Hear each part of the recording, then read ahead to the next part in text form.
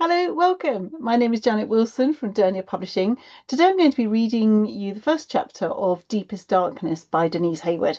This is a really lovely story about a girl who suffers from anxiety, night terrors. She gets in a panic very easily. We trust that you will enjoy this first chapter and it'll give you an idea of whether this book might be something that your children will love too. It was written for children around the age of 8 to 11, but you may have younger children if you want to read it to them. It might really help them. They might love the story.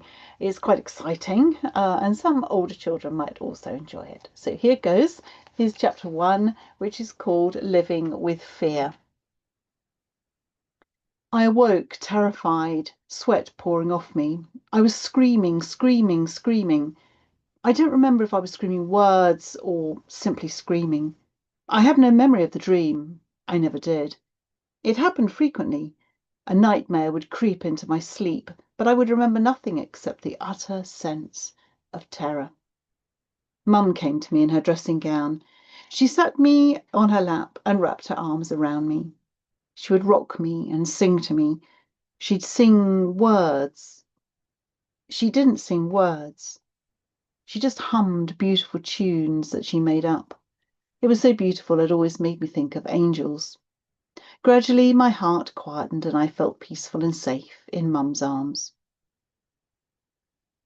When I was a child of 10, I came to this island full of fear, fearful of being alone, never having known true solitude, fearful of the dark, never having known darkness without any man-made light, fearful of something out there that was going to get me, yet never having faced the wilderness that is nature. We came to this island the first time for a holiday. My mum and dad were tired and needed to get away. Mum was exhausted from constantly disturbed sleep caused by my nightmares. I'd been having nightmares since I was a young child. I could never remember a time when I'd not had them, but over recent months, they had been increasing. Every night, my parents were woken by my screaming, sometimes 2 or 3 times a night. Every time, my mum lovingly took me in her arms and sang to me. She always stayed until I was soundly asleep. Sometimes she fell asleep there with me. No one could understand why I had these nightmares or why I was so fearful. My parents had taken me to the family doctor who had referred me to a child psychiatrist, but no one could find a reason. I remember one night Daddy came into the room. Mum still held me in her arms, singing softly. I was beginning to drift off into peaceful sleep, but I wasn't asleep. My parents thought I was, and they spoke in whispers. Chris, Chris, Chris. Dad sighed my mum's name and sat on the end of my bed. What is to be done with our little girl? I can't stand it. I can't stand the disturbed nights. I can't stand the exhaustion on your face. I can't stand the pain in my little girl. And he wept. I could feel my mum's tears also dropping onto my face. I didn't cry myself, although I wanted to. My parents would have been embarrassed to find I was awake. After a while, Daddy stood up and came over to me. He began to stroke my hair softly. Why don't we go away for a break? He asked. There's no point, she said. You know how holidays only add to Abby's fear and stress, and to be honest, she held her hand out to my dad. It only adds to mine. Someone at work was telling me about a place in Canada, on Vancouver Island, that is utterly beautiful, he continued, ignoring my mother's objections.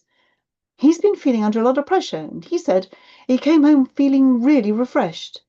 He said there was a peace about the place. Almost like paradise, he described it. Christine, maybe it's a place where we could find peace and be refreshed, you and me. Ben could run around to his heart's content. Maybe even Abby might find some peace there too. Mum sighed and yawned. Abby would never go in an aeroplane, and I can't see that it would do her any good. I can't stand it. I want to do something different. It can't make anything worse for Abby. It might help. We've tried doctors and pills and counselling. None of it's worked. Let's give this a go. Daddy was pleading. I can't think about this now. Let's talk about it another time. Mum gently laid me back in bed, kissed my forehead, and they left. I lay thinking, gazing at my nightlight.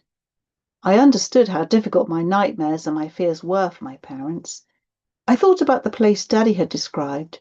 It did sound lovely, but it would mean a journey and unknown places.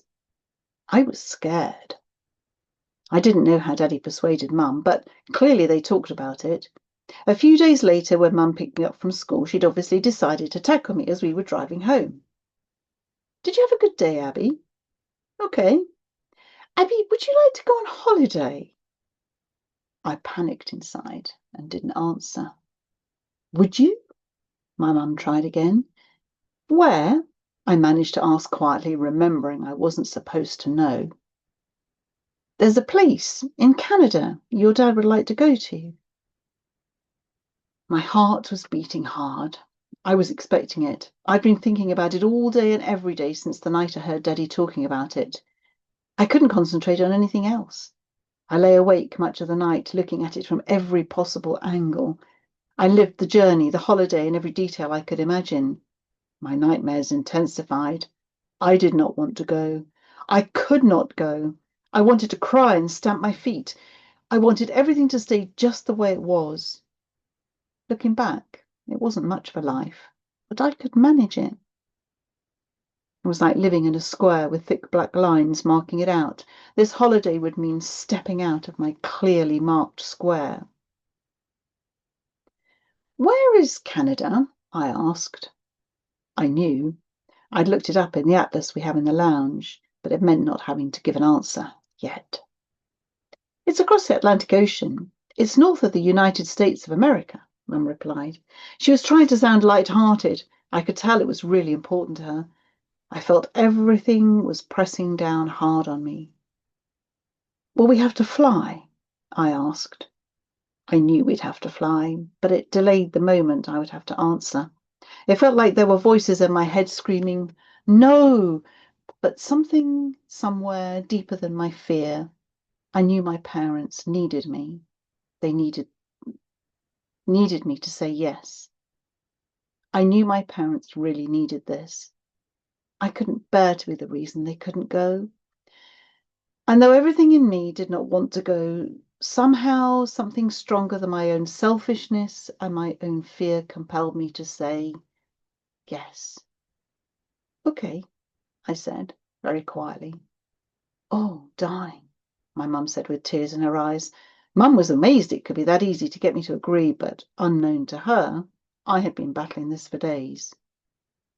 I know how hard it is, Mum continued through her surprise, but we will take care of you all the way, and maybe you'll love it. I wasn't very hopeful. And that's the end of chapter 1 of Deepest Darkness. You can get this book from any bookshop and also from www.derniapublishing.com. Hope you find it really enjoyable with your family. Bye for now.